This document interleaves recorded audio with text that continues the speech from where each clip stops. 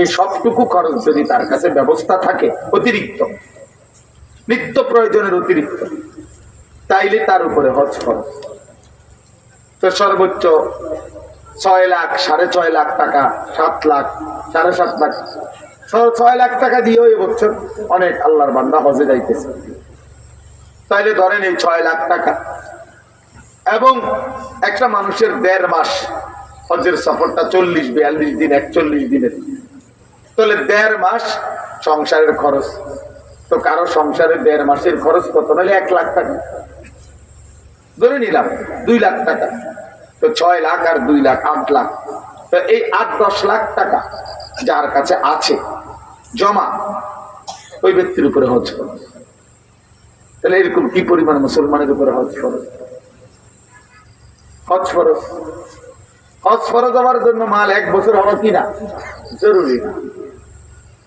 কারো মনে করেন আপনার এখানে 10 শতক জমি আছে, এই 10 শতক জমিনের মধ্যে 2 শতক, 3 শতক, 4 শতক যদি বিক্রি করে, তাহলে হজে যাওয়া আসা এবং সংসারের টাকা হবে।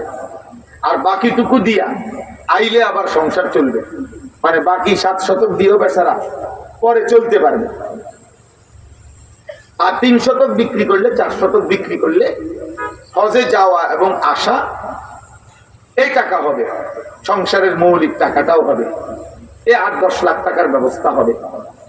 তাহলে যদি কোনো ব্যক্তির কাছে এমন হয় যে জমির একাংশ বিক্রি করে হজে যাওয়া আসা এবং সংসারের টাকার ব্যবস্থাও হয়, বাকিটুকু দিয়ে সংসার আবার পরে আসলে চলবে, তাহলে এই ব্যক্তির উপরে হজ খরচ। আমার কাছে স্পষ্ট ফতোয়ার কিতাব আছে উর্দুতে,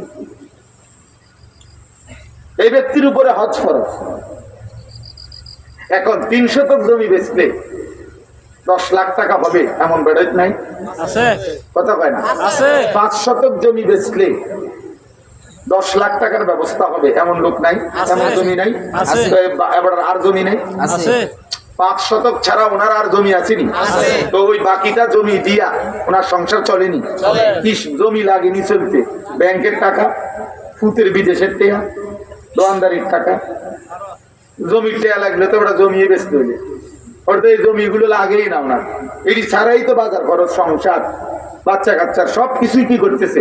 চলতেছে। ওইগুলো লাগিয়ে দিয়ে রাখছে পোষানি, আমরা দেশে করে কি তা টাকা 1 বছরের পোষানি টাকা 10,000, নাহলে 20,000 টাকা, এই না? এইটা এমনি আর কি না তাই। অথচ তার কাছে তো জমিটা ছাড়াও টাকা আছে। তাহলে কি পরিমাণ মুসলমানের উপরে হজ করে, কত বেশি পরিমাণ মুসলমানের উপরে হজ করে। 900 কথা কয়, তারে নারে কথা কয়। বুড়া মিয়া কয় গেলাম হইলে কি মনটা তো চাই হুজুর, কার মন না চায়, কিন্তু তারারে 3 ফুট বিদেশ পাঠাইলাম, তারা যদি দয়া করে বিদেশ, তারা যদি ফাড়ায়, বাহ, 3 ফুট টাকা দিবার সময় এ সময় এটা কইলেন না? 3 সন্তানের বিদেশের টাকার ব্যবস্থা করলেন, নিজের হজ্জের টাকাটা ব্যবস্থা করলেন না? অসংখ্য মুসলমান এটাকে একটা মামুলি বিষয় মনে করে, অথচ এটা ফরজ। এটা ফরজ না সুন্নাত? তাহলে আপনি এটা কি মনে করছেন? হজ একটি ফরজ ইবাদত। আর আল্লাহর নবী সাল্লাল্লাহু আলাইহি ওয়াসাল্লাম বলছেন, আমি জানি না এই লোকটা কি ইহুদি বলল না খ্রিস্টান বলল। এত বড় জঘন্য কথা বলার পরে কাঁপ দিয়ে ওঠার কথা, খবর নেওয়ার কথা একজন আলেমের কাছে যে হুজুর আমার উপরে আমার এই এই আছে, আপনি আমারে হিসাব করে বলে দেন আমার উপরে হজ ফরজ কিনা। খবরও নাই, খবরও নাই। ঠিক মতো কোরবানিও দেয় না অনেক মানুষ। যতজনের উপরে কোরবানি ফরজ, প্রত্যেকের কোরবানি দিতে হবে। নিয়ে তোমরা যে সমস্ত ছেলে বালেক মনে করো চাকরি করো, ব্যবসা করো, কামাই করো,